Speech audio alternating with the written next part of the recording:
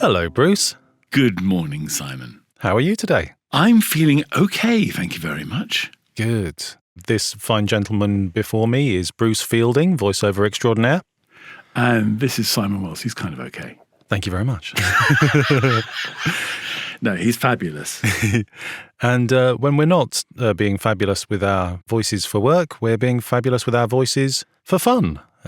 Bruce and I are both terrific nerds. We're also great talkers. We'll talk to anybody. Yes, about anything. So here we are, this thing here that you're listening to, which obviously you know because you've tuned in and you've seen the title. This is called Factoraly. It is.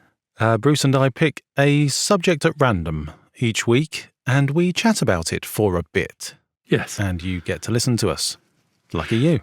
Yes. And you know that this one's all about skateboards. Indeed you do.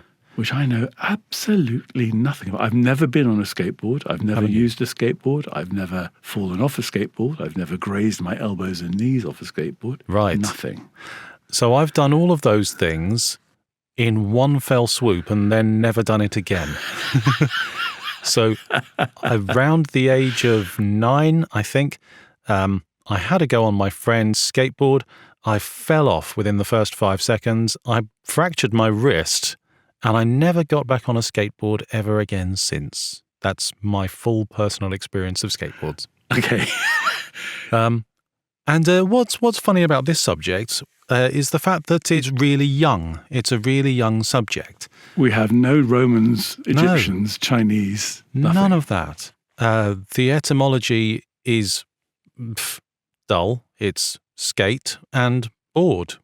Which is what not quite what the original skateboards were. Kind of was. They were effectively, they were just a plank of wood with a pair of roller skates attached to the bottom. Or was it? Because as I understand it, Ooh. It started off as boxes. Ah. So you would take a box and you'd put a pair of roller skates underneath it. Now, is that something factually that you've researched, or have you just been watching Back to the Future? No, I have actually researched it. Oh, good. That was the origin of the skateboard. Fantastic. And it was basically something for surfers to do when there was no surf. That's right, yeah. So I saw this. This sort of started in the very late 40s, possibly early 50s. Some say California, some say Hawaii, but either way, yeah, surfers who wanted to practice their surfing when there were no waves around. Someone said, do you know what we should do? Put a board on some wheels and then we can practice our surfing on the ground.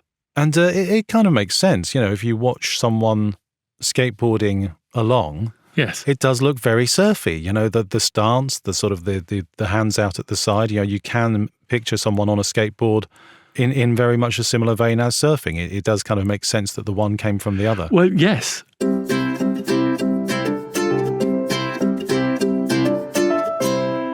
Originally, people using skateboards, because they were a surfer, didn't wear shoes. Oh, right, yes. So they did it sort of barefoot. Yeah. And it was after people had kind of hurt their feet quite a lot that they looked for a shoe. Because the original skateboards didn't have that piece of grippy stuff on it. They were just wood. Planks of wood, yeah. So you had to have grippy shoes. Yes. Because you didn't have a grippy board. Yeah. And the most popular one in the 60s was Converse, the Chuck Taylor All-Star. Ah, right, yes. And they were massive with skateboarders. But then, in 1965, there was a new shoe took the stand, which was called the Randy 720. What a great name for a shoe. And it was marketed as a skateboard sneaker for sidewalk surfing. Yes. Which is what they called skateboarding. I saw that, yeah, sidewalk surfing, that's lovely. Yes, and it was apparently made with randiprene for built-in toughness. Wow, randiprene.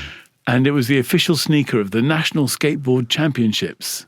Huh. Actually, I'll tell you what, I've got an ad for it, for the Randy 720. Have you? Which I will put, we have a blog which is all our show notes. Absolutely. And we keep it at a place called Factoraly.com. Factoraly.com? And it's my chance to distract people for an awfully long time. Yes, an awfully long time. Which I will now apologise for. If you have a spare day, yes, then go to Factoraly.com and have a deep delve. I mean, after the Randy, there was also, I mean, it's called Randy because it was made by the Randolph Rubber Company. I should.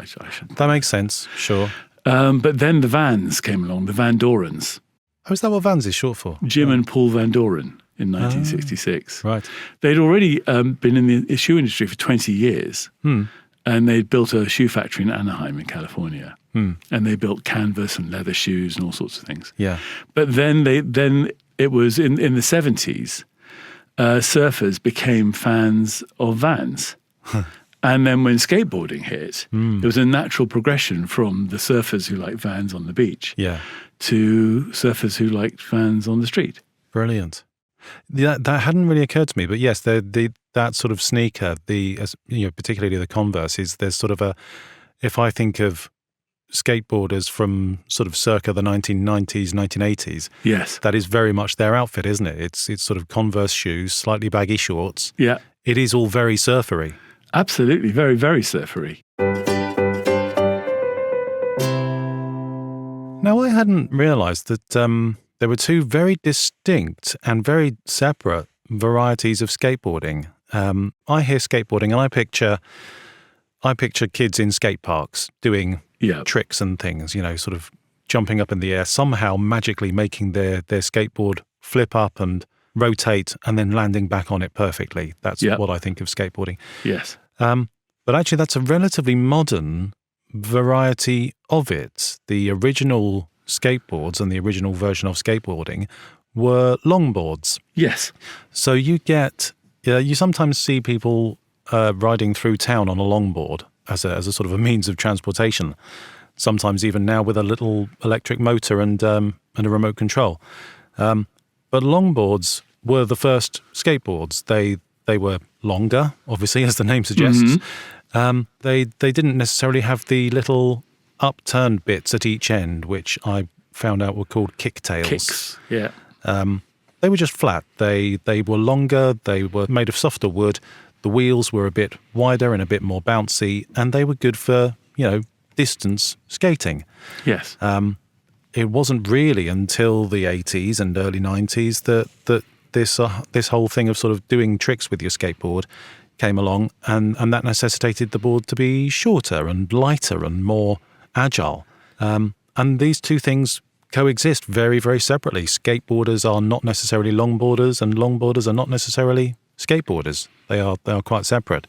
Right. And there are all sorts of varieties of longboarding. There is downhill longboarding, which is a competitive sport, often sort of orchestrated by the likes of Red Bull and things like that. You see these people with wearing Lycra. They sort of look like skiers, I guess, wearing Lycra, but with sort of BMX style helmets.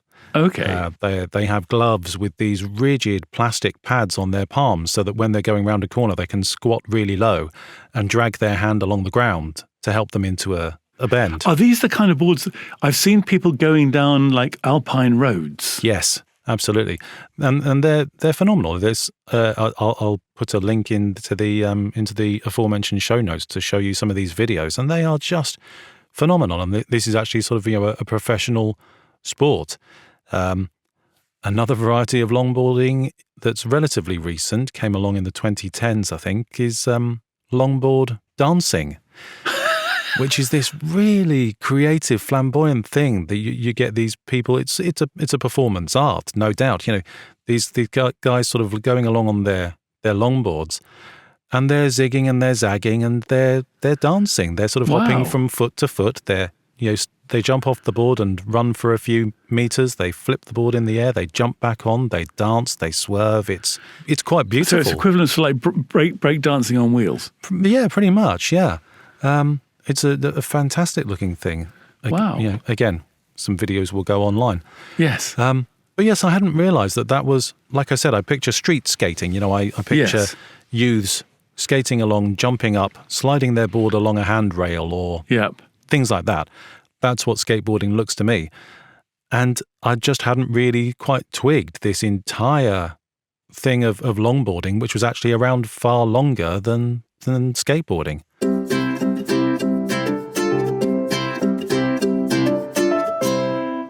Well, what happened with skateboarding, which is quite interesting, is that because, even today, half of all the skateboarders in the USA live in California. Really? Half. Over half. Wow. Yeah. And one of the things about homes in California is they often had swimming pools. Okay, yes. And the swimming pools in California weren't always full because it gets a bit chilly. So you don't want the swimming pool full. You want to empty it out and make sure it's clean. Right. For the winter. So you get these curved spaces in the swimming pool, and that's where you can do proper tricks, is going up the sides of the swimming pool, backwards and forwards. I don't know why I'm doing this thing with my hand. No, but it helps me. You're creating a very, very large capital U with very straight sides. Exactly. Yeah. So, which is a basic empty swimming pool. Yes. Yeah. And that led to people thinking, well, actually, we don't want to ruin the swimming pool. Maybe we should build a skate park. Yeah. So they started to build skate parks. The first one was Surf City in Tucson, which is actually Arizona. But there are now places like the Bro Bowl, and the bottom of the Statue of Liberty was a place to skate. And they're actually historic parks. That's because great. they're kind of like protected because they were original skateboarding parks. Yeah. Yeah. There's even one in London called the ROM. The ROM? Yes. Where's that? It's kind of on the border of Barking and Dagenham and Havering. Okay, right. And it was opened in 1978.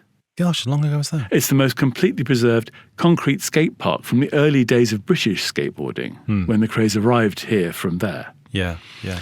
And it's on about 8,000 square meters of land. Oh my goodness. The rideable park is about 4,000 square meters of sculpted shotcrete hollows, bowls, moguls, and the iconic pool. Wow, all words that I don't understand. No, me neither. They do lots of other things there. They do some riding and stuff there as well, like scootering and, Right, okay, yes. and BMX. Yes. So this thing that you've just described, this sort of capital U-shaped thing where you sort of, the skaters start at the top, they plummet vertically down, they swoop along the bottom, and they go back up the other side and back and forth, getting higher and higher in order to perform mid-air tricks. This is called verting. Ooh. And this is a variety of skateboarding. It comes from vertical skateboarding.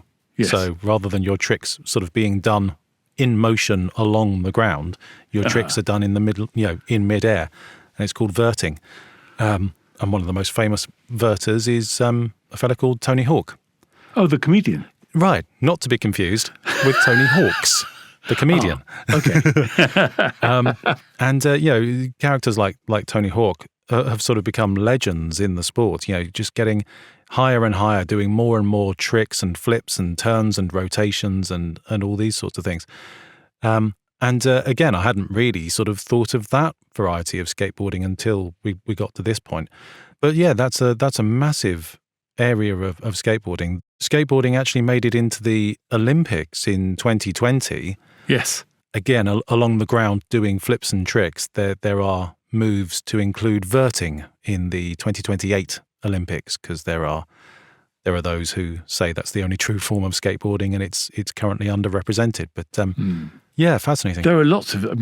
I'll put a link in the show notes to all the tricks. But they've got some great names, like the fakie ollie, the kick turn, the nollie, the switch backside, the hard flip, the shove it, the heel flip.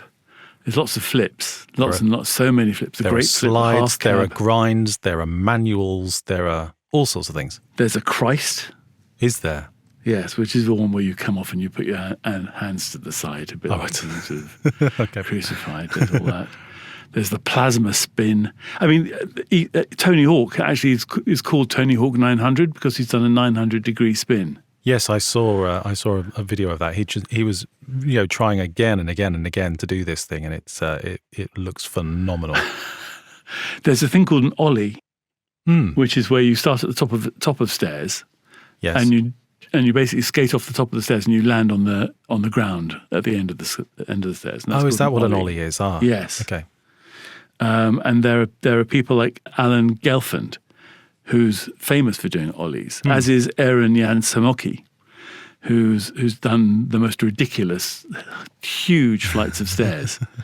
And just I don't know how they don't break their ankles or knees. No, I know. Like It's that. incredible, isn't it? You see them sort of land back at ground level, and they just sink right. They have such agility and such healthy knees, evidently, because they just Yes. sort of they sink right down to their knees and then somehow stand up again without going base over apex, Yes. as my dad would say. Actually, it's very technical as well. I sort of, again, I don't think I've really given enough credit to people who do this. I just sort of think it's kids messing around on a board with wheels, but there is so much skill. There are so many different techniques in all of this stuff. And the boards themselves are actually quite techy. You can modify your boards with different types of wheels. The metal axles, the things that the wheels are attached to, are called trucks. Yeah. You can get so many different types of trucks that bend and flex and swivel and rotate in all sorts of different ways. Different lengths of board, different thicknesses of board. It's also customizable. You can get things on your boards called wedges, risers, rails, different types of grippy tape for your feet. Yep. Yeah, there's so much into it. I could quite easily picture you spending a lot of time and money on this if this is your passion. Absolutely. It's quite noisy as well, isn't it? It is quite noisy, yes. Lots of clattering around. Lots of clattering, and people who use them on the pavements, I don't really approve of. Right, yeah. I'm not Norwegian, as you may have guessed from the accent. You're not. No. But if you were in Norway between 1978 and 1989, skateboarding was banned. Really? Because it was noisy, irritating, and scary for people on pavements. Wow. And the only place in Norway where you could actually use a skateboard was in a place called Frogner Park in Oslo. And people were going across the border. Nobody was allowed to sell skateboards or skateboarding equipment. People were crossing borders and bringing them back. Wow. Amazing. How interesting. And that's for 11 years in Norway. Yes, yeah. That's quite a substantial ban. Yeah, absolutely.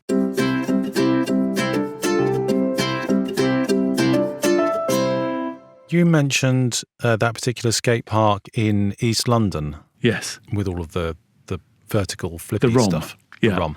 I had a quick look at the South Bank in London. Oh, yes. As you're walking along the South Bank and you're passing Queen Elizabeth Hall, there's an area called the Undercroft, which gets an awful lot of people skating around and sort of, there are slopes, there are long concrete benches that people sort of, ride along the rails of that and do all sorts of tricks and things. And you get a lot of tourists sort of stopping and watching them. And I've always thought that this was a relatively modern thing. Apparently, people started using it in the early 70s, as early as 1972. Oh, wow. It wasn't purpose-built. It sort of looks like it was, but it's been added to over the years, Originally, it was just an empty space underneath the Queen Elizabeth Hall, and it had a few nice slopes, and so skateboarders started going there. And it's become more and more popular. It's actually the world's longest continually used skating space. Wow. So having started being used in 1972 and still to this day. Yes. There's quite a lot of street art under there as well, isn't there? Loads of street art. The South Bank Centre have actually preserved the space now. So there was talk at one point about redeveloping the area and building something else in its space, but Yes. the skateboarding community weren't having any of it. So in 2013, it's actually officially preserved as a skating area. I knew that there was a threat, but I didn't realize the threat had been resolved. Yeah, apparently so. It's now actually officially preserved as a skating area. Oh, brilliant. And just nearby, this is a wonderful yet horrible story. There's something called the Skateboard Graveyard. I don't know if you've seen this. No. As you walk over Hungerford Footbridge, which goes from the South Bank to Embankment Station, there are all these sort of concrete bases in the river that have the supports for the footbridge. And one of them, if you look over the edge, one of them is often covered in broken skateboards, where skateboarders at the local Undercroft, if they break a board, they sort of ceremonially throw their board onto this platform in the Thames, and that's where their skateboards go to rest. And this has a really sad origin. Apparently, a group of skateboarders in 1999 were walking across the Hungerford footbridge at night after skating at the Undercroft. And they were attacked, and one of them was actually pushed into the Thames and sadly passed away. Oh. So this is sort of in memoriam to that particular skateboarder that, people started throwing their disused and broken skateboards onto this platform in the Thames in memory of him. I'm going to have a look for this. Have a look as you walk across from South Bank to North. I think it's the first platform on your right. It's always got broken skateboards on it. I'll put pictures of it up on the show notes. Would you be interested in hearing about the Marine Corps' use of skateboards? Obviously, I would. So they had a plan called Urban Warrior. Effectively, you understand that Marines are used to fighting in the field on battlegrounds. Sure. But battlegrounds nowadays are not nice open fields. Right. They're cities and towns. Yes, okay. So they came up with this idea of Urban Warrior in the 90s. Right. And it was a test by the Marine Corps, a war-fighting laboratory, Right. to test the effectiveness of Marines fighting in large open areas. Huh. And it was kind of, there's all sorts of obstacles to overcome when you're doing that. There's booby traps and all sorts of things. And they thought one of the things they could do is to test a number of tactical ideas, including the combat skateboard. Oh my goodness. So what they did is they bought out of shops. They bought skateboards. But they used them to detect things like tripwires in buildings. So they would send them in first to detect a tripwire in case there was a mine. Oh, they just sort of shoot the skateboard off without the person on. Or to draw sniper fire as movement. Right. And then they sort of thought, okay, we need to design a uniform that goes with this urban way of working, of fighting. And so they came up with like a uniform for Marines on skateboards. And they realized very quickly that sort of skateboard type clothing doesn't work. And Marine type clothing doesn't work. So they had to come up with a new type of clothing that had like built-in knee protection and wasn't that baggy. I'll put a picture on the show notes. It is absolutely fascinating. That's fantastic. They could maneuver these things inside buildings. They had like a whole different jacket. It's very cool. It kind of makes sense, doesn't it? I mean, if the police force can go around on bicycles and even segways, yes, then sure, why shouldn't the Marines go around on skateboards? Yeah, Marine on a skateboard. Marine boarding. Oh, well, if you think about the origin of it being a surfboard, sure, yeah, then they're Marines. It's just coming full circle, isn't it? That's brilliant. I can imagine that being quite useful. Actually, you're sort of squatting down on your skateboard and zooming through the enemy you've fire. got extra speed, haven't you? So you're not just you're going faster than you would if you were running, especially if you're going downhill or along a flat piece of land. Yes, and it's lightweight. You can just pick it up and strap it to your back. It's not like a bicycle. You can just sort of pop it on your back. Yeah. What an interesting idea. I wonder if it'll take off. Well, they took over parts of Chicago, San Francisco, and Oakland in 1999 to test it. Oh, this was as long ago as that? Yeah. I thought this was going to be a recent idea. No, the program was called Urban Warrior 99. Brilliant. Well, who'd have thunk it? I know.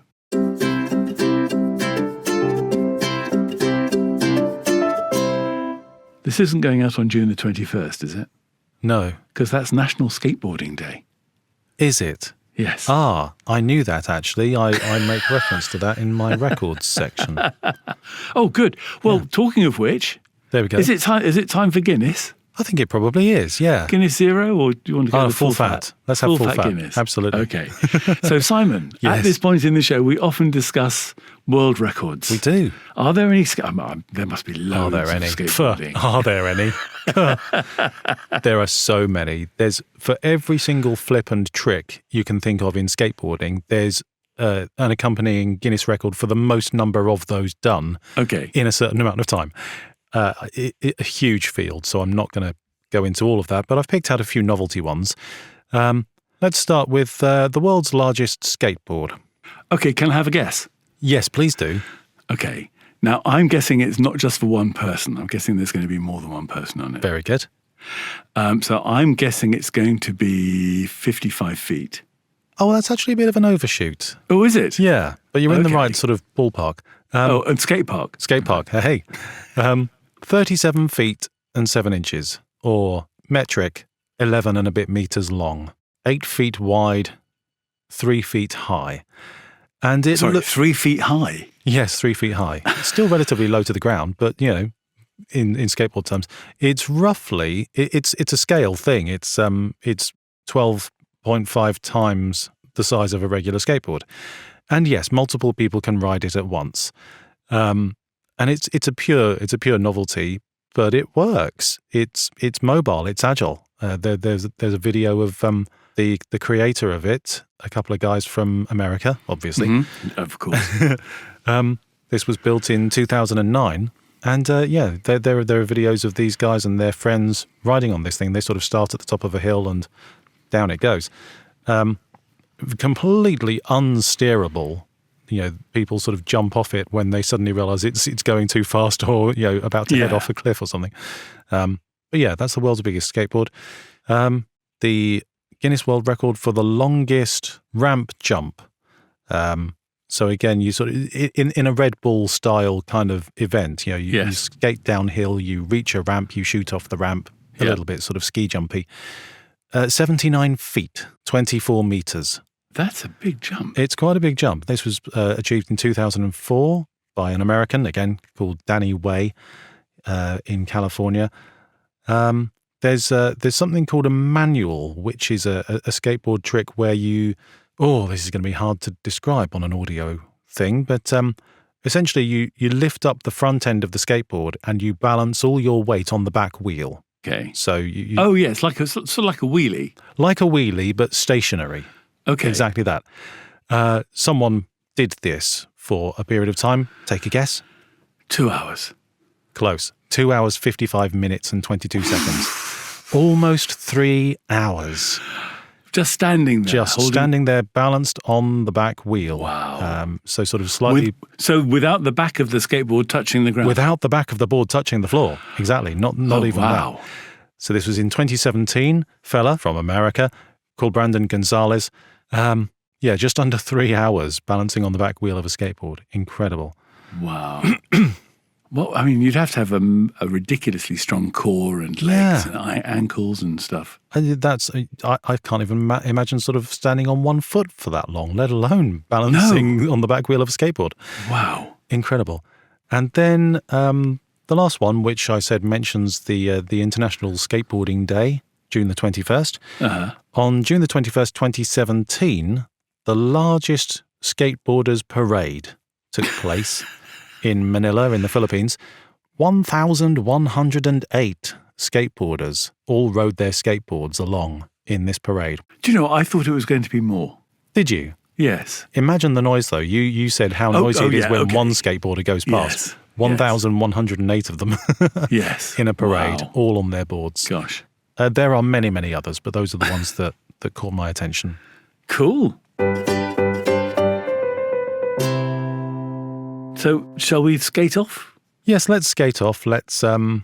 Daffy? No, that's something else, isn't it? Goofy. Goofy? There's a goofy. Apparently, if you stand on your board with your left foot forward, you're riding regular.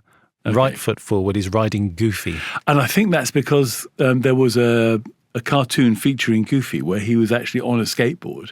Oh, and he was riding that way around. He had the wrong foot on the front of the skateboard, so that's why it's called a Goofy. Oh, that's great. I love that. Well, there you go. Let's goof off. Yes. Well, thank you so much for listening. I hope your lives have been enriched by learning all about skateboards. Your knowledge of skateboarding is surely greater now than it was half an hour ago. Well, if the good folks at home have enjoyed this episode, what could they possibly do, Bruce? We would love you to leave us a brilliant 5-star review because you think this is so good. Absolutely. And if you could comment as well, that would be very helpful in explaining why you liked this particular episode, or indeed any of the Factoraly episodes. Yep, there's a whole load of them to choose from. There are a lot. You could make sure that you don't miss another one by subscribing and making sure that every Thursday morning you wake up with a smile on your face because you will have heard another episode of Factoraly has landed. Indeed. Or you can tell your friends. I mean, you must have nerdy friends. You must have young friends who are mad about skateboarding, for example. Yes, there you go. They can all listen to this and they've got that wrong. They've got that wrong. Yeah, and if we do get it wrong, then you can email us, or you can go on our Facebook page and tell us at Factoraly, or you can write to hello@factoraly.com and tell us what we got wrong. You certainly can. We would love to learn more. If you've got personal stories of skateboarding and you know infinitely more than us, then please write and tell us. Yes. Well, thank you so much for coming along and listening to two old men waffling on about a sport that they know nothing about. Please join us again next time for another fun-filled factual episode of Factoraly. Goodbye. Au revoir.